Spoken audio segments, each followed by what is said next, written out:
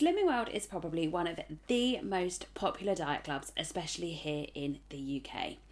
I know a lot of runners over the years, including myself, who have used Slimming World as a way to try and lose weight to help us get faster as runners.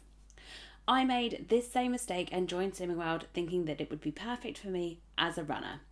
I am here to discuss the points today as to why Slimming World is actually terrible for runners and why we should avoid it, and if we are looking to lose weight, find other more specialised ways with people who actually know how runners' bodies work. Hi, I'm Rachel. I have been running for over 15 years, and as part of that I have been a serial yo-yo dieter.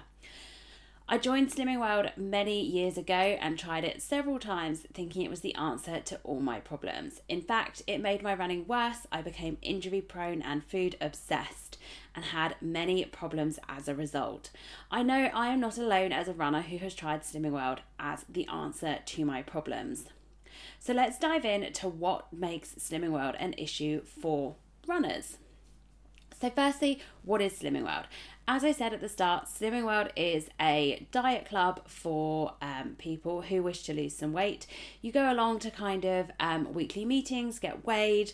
There's a coach there who guides you through the Slimming World program. So the Slimming World program has a couple of key characteristics. It refers to certain food as free food. This includes things like fruits, vegetables, and lean proteins, and then certain carbohydrates such as pasta, rice and potatoes. We will come back to this because there is a little bit of nuance in this and it is not as straightforward as they make it sound. Secondly, you have your healthy extras. So your healthy extra A is things like what we would call your dairy products, the way you're going to get your calcium. This will include your milk, cheese, kind of like yogurt, those types of things are all covered under the healthy extra A. And certainly when I did it, and I still believe today, you are allowed 2 healthy extra A's as part of your daily allowance. You then have your healthy extra B's. This includes things such as nuts, cereals, oats and certain other grains as well. And you have 1 serving of these. Bread is also included as a healthy extra B, and they allow 2 slices from a 400 gram loaf as your healthy extra B, or certainly they did at the time I was a member. Then the final part of their program of sort of food allowances is SINs. Now SINs are the things that you can use on any other food, and you're allowed 5 to 15 SINs per day. A SIN is roughly 25 calories, and these include things like biscuits, ice cream, some full fat dairy is considered here, sweets, all of those types of things, including healthy foods such as avocados are included as a SIN and are not included as free food. The basis of the program is that you should have 1/3 of your plate as what they call speed food. These are free foods that have been designated as a food that will help you lose weight faster. So these are going to be your low calorie, low energy dense vegetables such as lettuce, cucumber, those types of things. Not your carbohydrate based vegetables such as butternut squash or potatoes. You would then have 2 healthy extra A's in a day and 1 healthy extra B, and then, as I said, 5 to 15 SINs. Now, it has been quite a long time since I have done Slimming World, but when I worked it out at one point, a day on Slimming World will give you roughly somewhere between 1,200 to 1,600 calories, with your SINs then on top making up a few additional calories on top of that. There are a couple of issues with all of those things, such as the fact of foods like pasta, although they're considered free foods, you are meant to have 1/3 of your plate as speed food, leaving only 2/3 of your plate for your lean protein and carbohydrate sources. So that is the basis of the Slimming World program. So why, on the basis, this program sounds great for runners, but why could it be a problem? The first point to look at is your carbohydrates. So yes, although they are saying you can eat unlimited amounts of pasta and rice or potatoes, which are all decent carbohydrates and carbohydrates that runners will be consuming on a regular basis. However, as their program stipulates, you should only have like you should have 1/3 of your plate made up of this speed food, leaving only 2/3 of your plate available to get in your lean meats and protein and your carbohydrate sources. This can leave runners not consuming enough carbohydrates to support their runs. And also, when you take into account, especially if you are doing a long run of over an hour, you are going to be taking carbohydrates on while you are running. All of these would be included in your SIN value, and you would very quickly use your entire SIN allowance for going just for your long run and consuming the additional carbohydrates you need to support your body while running. Another issue can be in the fact that they push you towards whole grains like whole wheat pasta, whole wheat bread, the whole grain carbohydrates. These are fantastic for health and should be included as part of a healthy daily diet.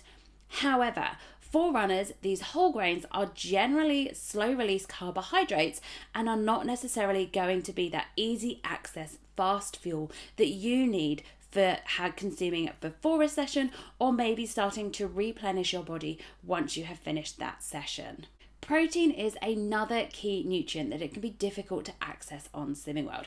Yes, they encourage you to eat lean meats and proteins sources at every meal. However, for runners, we need quite a lot of protein, especially runners who are endurance runners. If you're running and training for marathons, ultra marathons, half marathons even, it is recommended as a runner that you are eating between 1.8 and 2.2 grams of protein per kilogram of body weight. This can be difficult to incorporate if you are not tracking these metrics for your health benefits.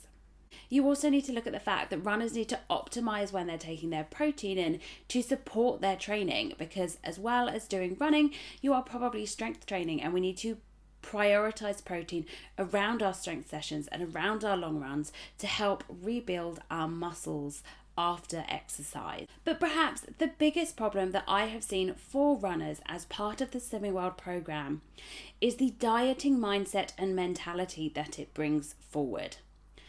It classes food as good and bad by classing food as free or sins.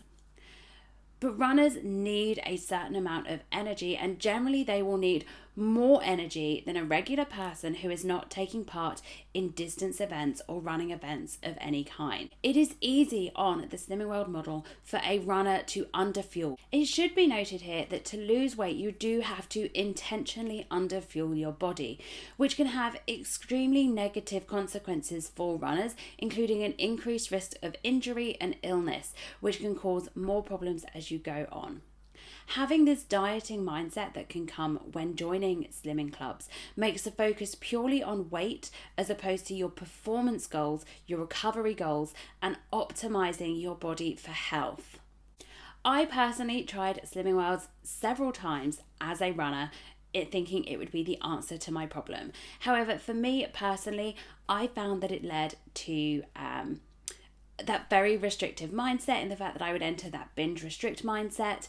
It almost actively encouraged taking treat days, in the fact that people would not eat on the lead up to their weigh-in because they were worried that the scales would not show a loss, and then they would go home and eat all the food that had been off limits for the rest of the week. But perhaps the biggest problem I found is the fact that the group leaders were not trained to deal with people who were doing exercise in that more sort of extreme way. They were not qualified to be giving advice to people who were running, who had training goals. They were general coaches who were coaching people on the Slimming World model, and the Slimming World model is just not designed to support athletic training. It very much left me with a focus on weight, and the scale weight being the only thing that mattered and the only thing that was going to help me achieve my goals. It did not help me focus on health and what I should be doing to fuel and nourish my body to allow me to perform injury-free over the year. I was definitely one of those people who was left feeling like I had food rules, and it took me a very long time to get over the fact that I can eat bread more than once a day. If you are a runner who is looking for what should be a good diet for you, you are looking for a balanced approach that includes a good amount of carbohydrates, protein sources, healthy fats, but most importantly, you are looking for a diet that fuels your training so that you can achieve your goals. Weight loss and running is a complicated topic and one I will discuss in next week's video. But when you are looking to lose weight as a runner, it needs to be done in a specific way to ensure that your risk of injury is limited while still fueling your body to allow you to perform the way you want to. A generalised diet club such as Slimming World is not the place for you as a runner. You should put the focus onto long-term health and nourishment of your body. If you're a runner who is here, then don't forget to download my link in the description below about my guide to the top 5 recovery mistakes that I see runners making. A recovered runner is one who is less likely to get injured and more likely to achieve their goals. So find the link in the description below. I'm interested to know whether you have done Slimming World as a runner, so do drop a comment and leave me with your thoughts on the process and how it worked for you. I love hearing people's stories, as then I know that I'm not the only one out there who has made these mistakes as well. Don't forget to like and subscribe, and I'll see you in next week's video. Bye!